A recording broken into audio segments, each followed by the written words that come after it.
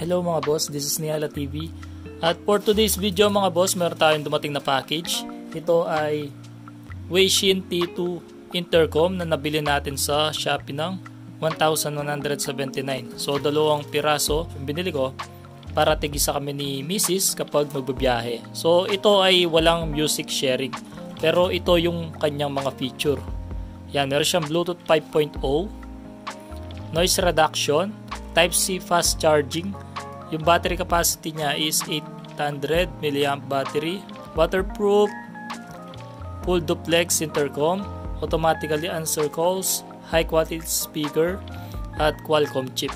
So huwag na natin patagalin, buksan muna natin itong ating package gamit itong ating maiwagang cutter. Let's go!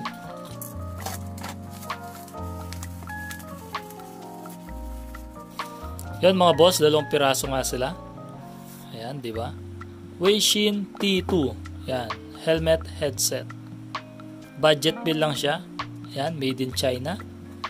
Sa likod ng box, ito ang kanyang itsura. Weixin T2, may nakalagay dyan. Phone button. Tapos ito yung intercom button. Boom mic for half face. So, check na natin yung loob ng isang box. Sana sulit itong ating nabiling intercom. Makapag-usap na kami ni Mrs. habang nagbibiyahe. Magkakarinigan na kami.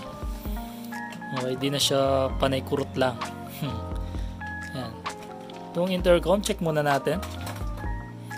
Yan mga boss. Napakaganda ng quality, hindi pipitsugin. Ayan, meron siyang plus button or volume up at volume down kapag nagbu-music. Okay, sinabi ko nga kanina, wala siyang music sharing. Okay, so kapag gusto nyo mag-music, magkaiba kayo ng music ni OBR or ni partner. Okay, so yung isang intercom is i-connect nyo sa magkaibang cellphone. Okay, tapos mag-play kayo ng music. Pero pag mag-uusap naman kayo, ayun, pwede siya. So wala nga lang, hindi nga lang pwede yung sinabi nga kanina is yung music sharing, di siya pwede. So kung mag-uusap lang kayo, mag-uusap lang kayo. Kung sound trip lang, sound trip lang. Ayun. So check pa natin yung mga ibang kasama nitong box sa loob, bukod dito sa ating intercom. Ayan.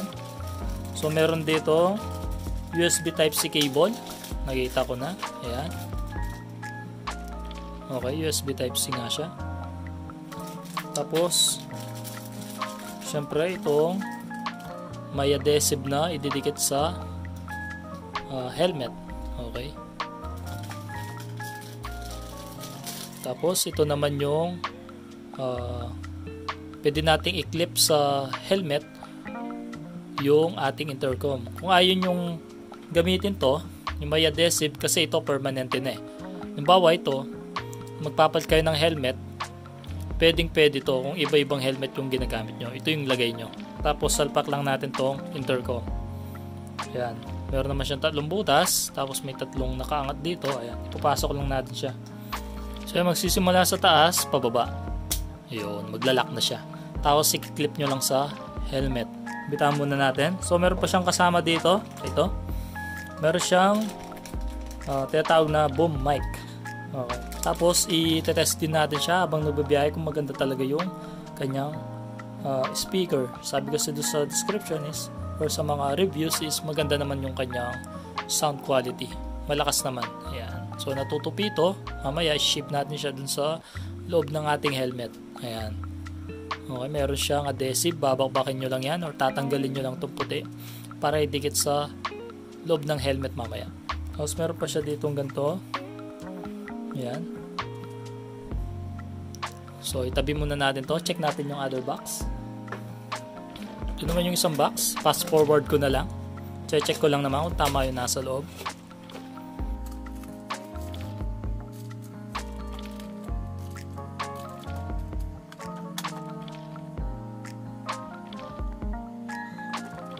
So ngayon naman mga boss, i-prepare natin siya sa ating cellphone. Halimbawa kung gusto nyong mag-music. Okay? So punta ka lang sa cellphone mo. Sa Bluetooth syempre. Tapos para i-pair siya, click nyo muna tong phone button. Ayan kasi yung pinaka turn on niya. Okay, para ma-on siya. Tapos, pindutin nyo pa itong intercom button hanggang sa magpula. Yun. Kapag nagbiblink na siya ng ganyan, red tsaka blue, refresh nyo lang. May lilitaw na yan na Weixin T2. Ayan. So, click nyo lang. Pairing na siya. So, allow. Pair. Tapos, syempre, kung gusto nyo mag-music, pwede na kayo mag-music. Ganun lang siya kasimple na i-pair. Okay? So, pan-dual lang to mga boss, no? Hindi siya pwedeng pang maramihan. So, pang OBR lang talaga. Hindi siya pwede sa ibang brand. Okay? So, ngayon mga boss, yung gagamitin ko is itong adhesive. Tapos, ganyan yung pesto niya. Itatapat ko siya dito. Ayan. So, dahan-dahan lang.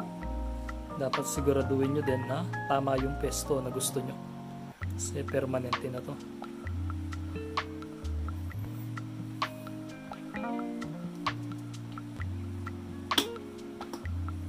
Okay. So, ganyan yung itsura niya. Okay. Kapag nakalagay na. Wala na siyang uga. Next step naman, syempre, ilalagay na natin itong kanyang pinaka-mic. Ayan. Syempre, yan na. Pinaka-exciting part. Let's go. Itong maikling wire na to mga boss, dito siya sa bandang kaliwa. Sa bandang kaliwa. Ayan.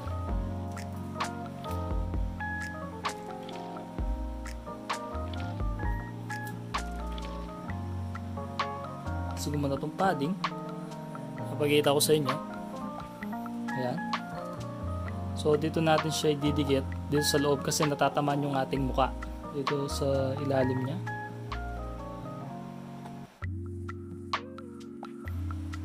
Ilak na natin itong padding. So, ayan yung loob. Ayan. So, nandito yung dalawang speaker niya. Kabila ang tenga yan. Tapos konting linis na lang dito sa mga wire. Pwede natin suksok dito. Ayan. So ayan, okay na yung pagka-setup, no? Natago na natin yung mga wire. Ayan, wala na masyado. So dito ko na lang sila nilagay sa loob. Tapos nakalock naman yan. Tapos ito yung mga wire. Dito na lang yung makikita. Ayan. So ayan mga boss, suot na natin itong ating helmet. So magpa-play tayo ng music.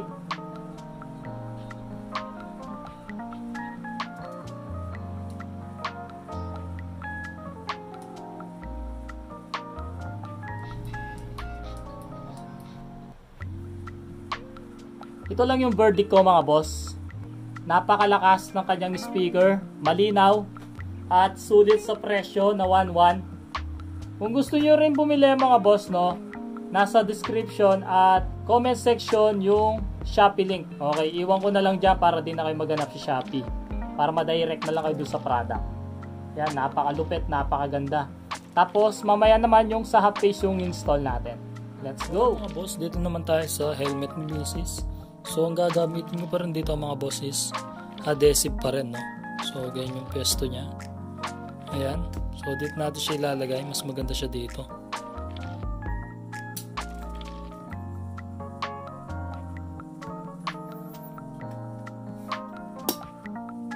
Kapag alisin yung intercom mga boss, no, pindutin nyo itong nasa loob.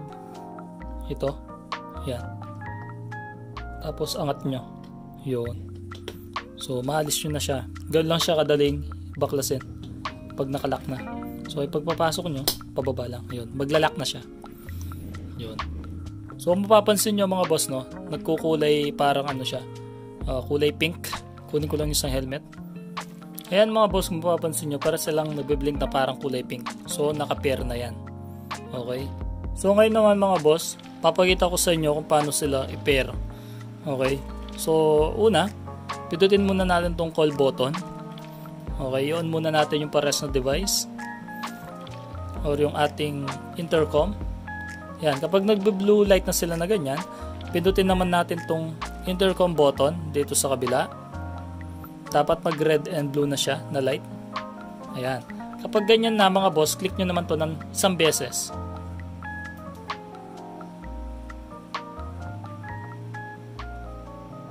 So, naka-pair na siya kasi yung kulay nitong light niya, kabilaan is kulay pink na. Ayan. Indicator na naka-pair na yung dalawang intercom. Yun, ganun lang siya kadaling i-pair, no? So, ngayon naman mga boss, itong mic at sa earpiece nitong ating half face is install na natin.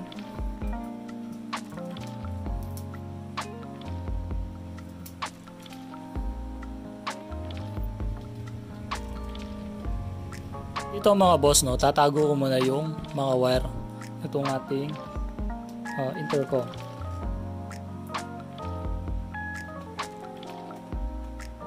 Yan mga boss, goods na, no? Yung mic na lang yung ating problema kung paano natin siya ipepesto. So, dito mapapansin nyo yung adhesives nilagay ko rin dun sa taas ng ating earpiece. Okay, so malakas naman kasi yung sounds nya. So kanina tinry namin ni Mrs. na mag-ride sa labas. Okay, umikot kami dito sa aming barangay, rinig na rinig naman niya ako, di naman apektado yung earpiece niya dito sa bandang kaliwa. Yan, okay na okay siya mga boss, bili na rin kayo, napakasulit kasi napakalakas ng kanyang sounds or yung speaker niya. Okay, so hindi mo na maiinaan yung volume niya. Halimbawa, na-pair nyo na siya, no? Tapos gusto nyo yung boses ni OBR or yung boss nyo is sinaan, hindi na siya pwedeng inaan. So nakafix yung sounds niya or yung lakas ng sound na nilalabas nyo sa mouthpiece.